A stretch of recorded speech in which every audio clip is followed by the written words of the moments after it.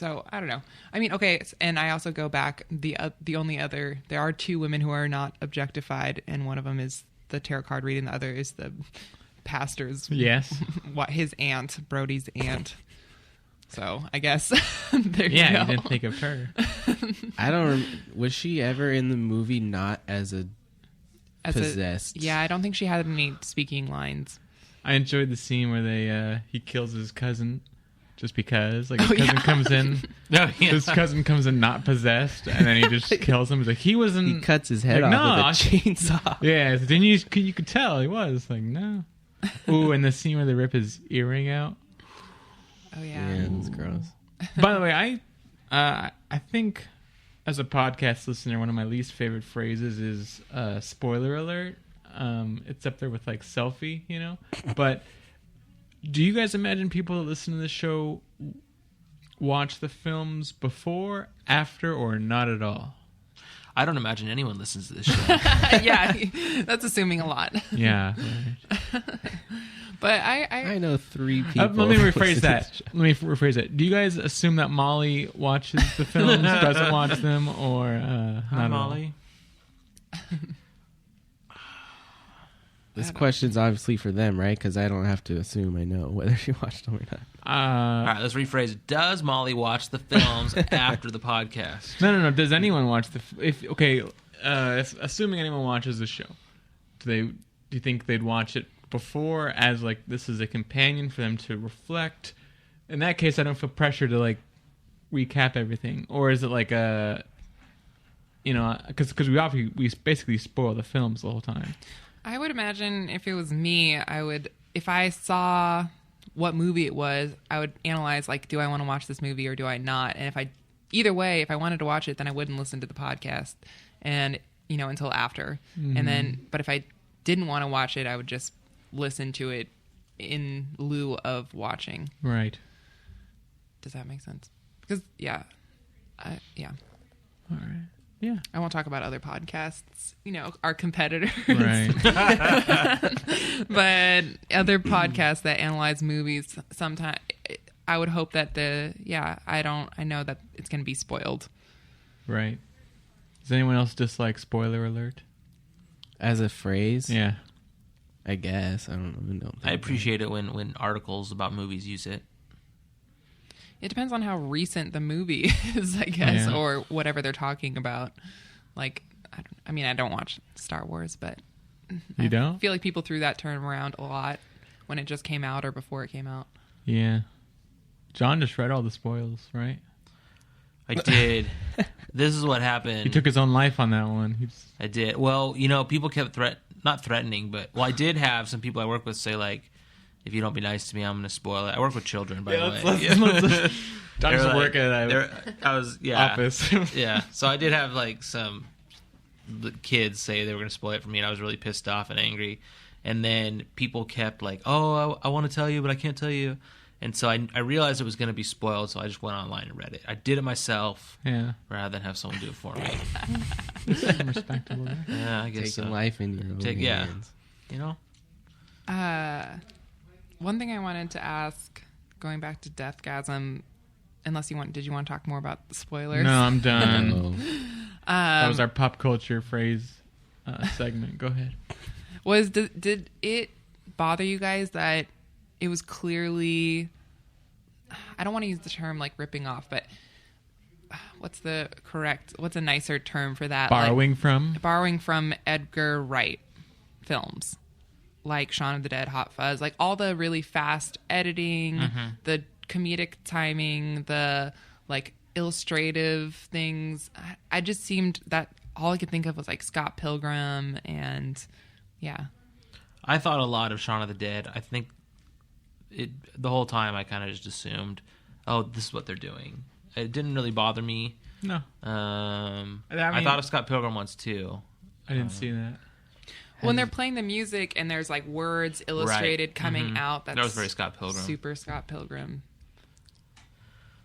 That didn't bother me. I don't know. It was just more pizza. You know what I mean? More pizza? Yeah. Like more good stuff. Oh, okay. Pizza's pizza. It's delicious. Bread, Glad cheese. we'll have more of it. Pepperoni. Kidding me? Sauce.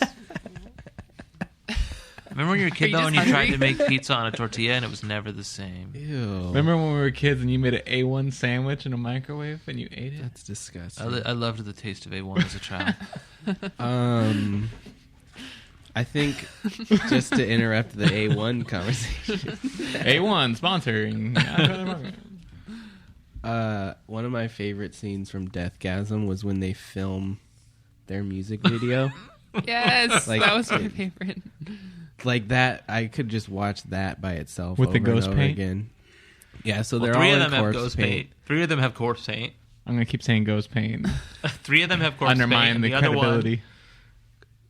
is He's the cat. and then- Kiss. Yeah. Yeah, the drummer has Kiss He's- makeup. Okay, now hold so on. he's fucking up for sure. But Is that, I was wondering, is the Kiss makeup corpse paint inspired? No. Are you sure? Corpse paint I would guess, comes straight from King Diamond. Yeah, but where Yes. does Kiss makeup come from? Chicken or the egg, guys? Kiss and King Diamond. who Kiss is- cares? Yeah. I do. Fucking asking the question. Kiss comes from Glam. Corpse paint comes from King Diamond. But They these look things the are same to yeah. me. Well, okay. Josh is so upset right now. No, I'm not. The cat is goofy, but like Jean's makeup, for instance, you could see that being like some kind of Icelandic shit. No, if it wasn't such a cultural staple. I just know it's not. Oh, interesting. Well, Carry on, everyone. So I Wait, you were talking about the the scene where they're filming the music yeah. video. So I recently, while I was watching this, I got it on iTunes on my phone, and I was like, "Holy shit!" Whenever I'm watching these films for the podcast, I could be taking screenshots on my phone, like anytime there's something awesome to like save for our Instagram or whatever. So I ended up taking like 30 screenshots during the music video scene because like they're all in corpse paint. They're in the woods, like a classic like black metal visual. Their instruments aren't plugged into anything, which happens a lot with black metal music videos. The name of the song that they're playing is called Intestinal Bungee Jump. Yeah.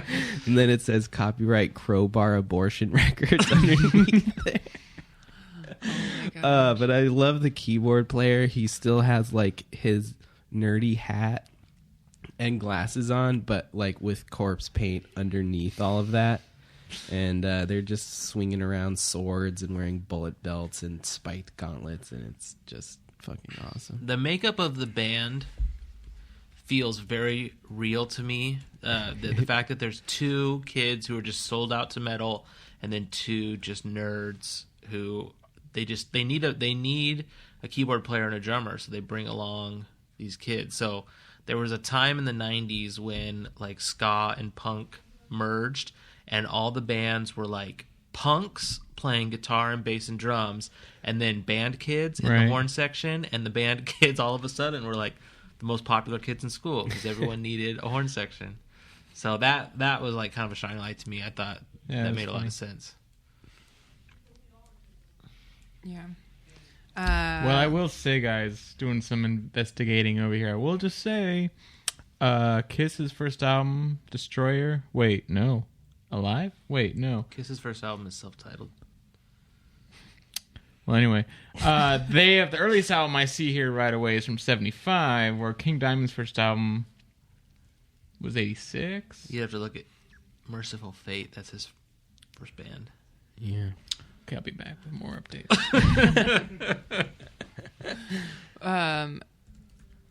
But back to the comedic timing, I just wanted to point out 2 of my favorite scenes. Please do. Which were the beheading scene toward the beginning, where he like, I forget the guy's name, but he makes his henchmen like redo the beheading. Oh, yeah, because yeah. they get blood all over his fancy rug. And they lay down plastic. And they have to lay down a tarp, and then he's like, do it again. And they're like, and they roll the head, and he's like, yes. I was watching it with friends, and we re-watched that scene at the end because we liked it so much. And then the second one was when the guy, Terry, who's his cousin's like bully friend, has the Lolita heart glasses, and he's in the bathroom, and he's kind of the guy for the Dark Lord who's telling the people what's happening, and he like floats in, and he's like tells the guy like, oh, you know, the apocalypse is coming, like be ready or whatever, and then he floats away, and then he floats back in, and he's like, did I mention he's gonna roast your nuts over an open fire? Well, they're still attached, of course. And then Brody's like, no, Terry, you didn't mention that. And he's like, well, he is. And then he just floats away again.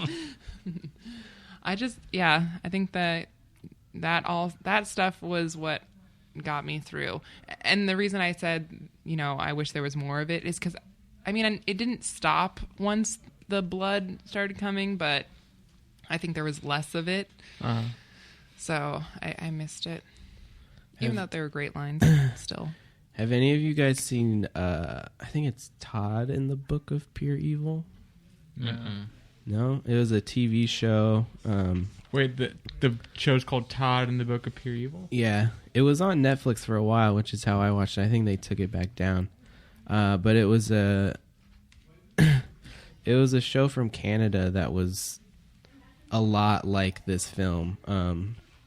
It's basic, if I remember right, it's two kids that are in high school and they start a metal band together, and it's kind of like Buffy in a way too. Like each episode, there's some new fucked up like demon from hell that they have to take care of. But yeah, if you can find a way to watch that, it's a lot like Deathgasm. It's pretty good.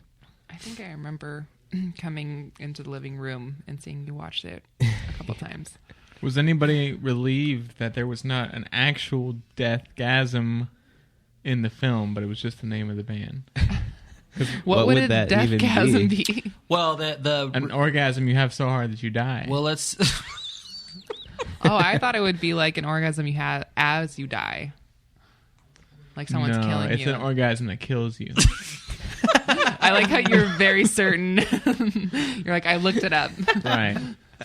Wait, is that a term, a thing? You did look it up? No, it's just obvious. If there was not obvious to me.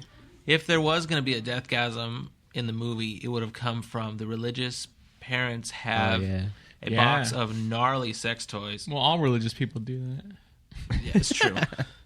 Gnarly sex toys that are used as weapons. So that if there was going to be a Deathgasm, that would be it. Actually, one demon does get 2 dildos in the side of her head, fatally, and one of them is still spinning as she goes down. Yeah, it's like, maybe that was. Well, it was a vibrator, not a dildo. Yeah. So it was like. We should be reminded that Josh knows vibrators this is the second time. from our Babadook episode. But maybe that was a Deathgasm. Maybe. That's where if you stick a vibrator in your skull and let it rub around on your brain, does it give you a Deathgasm? Yeah. I guess it depends on where it goes in your brain. Because there's no gasm. It's just. I bet you can have a gasm from tickling your brain. No. Certain parts. You must. You guys are being scientifically. I'm going to say this is possible. I like how gasm is a word now that you just made up. That's just my slang. Want to have a gasm? Oh my gosh, this brings me to... Is that what you ask your wife? Yeah, you want a gasm later? Oh my God. Leave her out of this. So the gasm thing, I looked it up, and this might be... It's in. This might be fake, but what? I read some... You looked up what? No, I was looking up like news about Deathgasm, and the film, and something came up and said Walmart is not allowing posters of this film, and they're making them change it to Heavy Metal Apocalypse because they're not okay with Deathgasm, and they changed some of this, and I could not figure out if this was real. It might not be real, but I believed it, because it's Walmart. Was it New Zealand Walmart or American Walmart? I don't know. See, that's why I don't think I couldn't find any credible source, but I did find like 5 different. Well, it could be because I don't. It's one of those things, maybe it's just their online presence. They don't sell it. I mean, definitely not in the store, but, they may not, because Walmart's like an Amazon of sorts, right? Yeah, I don't know. Not the river, the website. But yeah, I thought that was funny. If that's True, like just the word gasm, and they took the pentagram supposedly off. They like didn't want the pentagram or the demon guy. It was Did they say anything about the scene with the dildo in the head still turning though? They didn't mind that. I don't think it's just like for the, I don't know. They don't want people walking through the store or I guess online and seeing whatever. If you choose to buy the film, that's up to you. That's up to you and your soul. Well, You probably get Trump's new book there, though. Getting political. Hard hitting. This is the last thing I want to say. It's our new segment. Getting John, political. John's final thought. Getting political with John. This is my final thought. Do. So when they shoot a show like ER, they have doctors on set to tell. First of all, they haven't shot ER in a long time, but when they did, they had doctors on set to tell them whether or not they were doing things right. Blah blah blah. I don't think this movie had a proper metalhead. No, go ahead. On site to tell them what was cool and what was not. And that's what bothers me, because I think we can all agree metal is way more important than medicine, and they should have had that. So, just for example, I have a close-up of one of their vests, and the bands are Iron Maiden, Slayer, Venom, Death, and Deicide. Those all, to me, make sense together. All the other stuff they threw in, Trivium... there was one Metallica reference, which was kind of classic. I loved when he said, "Metal up your ass, motherfucker," and shoves a chainsaw up a demon's butt. That was almost my shining light. I just wish they had tightened it up a little bit on the metal front. That's all I'm going to say. All right. And it was enough to like make me not like the movie. So officially thumbs down? I like it because it had that Shaun of the Dead humor, but yeah, it didn't feel... Up or down, bro? I can't. Do I have two thumbs? One up, one down. All right, you can do that. Fair enough. Lauren, if you had For two listeners thumbs. out there, I do have two thumbs. Lauren only has one thumb, but Lauren just pretend like you're normal. What would you give Whoa, this? that's ableist, man. Ableist? Ableist. I got a dictionary to talk to Lauren. Have you ever heard that word? No. Look it up later. Ableist? How do you spell it? Look it up later. I am saying one thumb up, one thumb down. Okay. Joshy? I'm two thumbs up. Two big Fuck thumbs it. up from this side of the table. Okay, Josh and I Gabe. have noticed. I know we're out of time, Two but fat sausage thumbs up. I have noticed that there is like a And one spinning divide. dildo. A divide between. I feel like John and I are on the same boat in terms of these movies, and you guys are. High five into the microphone. Gabe and I are We're just kindred scumbags that don't. we're lower class. Yeah. We like senseless, cheap shots and nudity. And all that sort of thing. And and ableist false language. metal. All right. Do we have our next pick saved? Or do we need to do a fakie? It's my turn to pick. No, it's No, not. it's not. It's my turn, sir. All right, everyone. Now it is my great pleasure for Jonathan Mule to pick his film for next week. All right, so this is a movie I don't know hardly anything about. I know that it is a Mexican film made in 1993 from a guy who I tend to like, Guillermo del Toro. And the movie is called Kronos. And that's about all I know about it.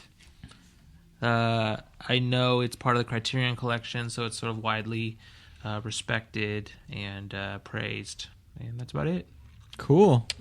Well, I like Guillermo, so... Me What too. else is he done? He did Pacific Rim, Pan's Labyrinth, Okay, yeah. Hellboy. I figured he was the one that did Pan's Labyrinth. Ooh. Okay, but Crimson. He did Crimson Peak. Yeah, right? and I Which- wanted to see that. I haven't which seen that yet. got like not good reviews. I don't think. I liked it. No. You did like it? Yeah. I have wanted to see that. But yeah, Kronos is supposed to be good. Josh also liked Friday the 13th, so just keep that in mind, guys. Well, I'm excited. Yeah. All right. All right, cool. Well, See you next time. we'll see you next time with Kronos. Bye. Bye.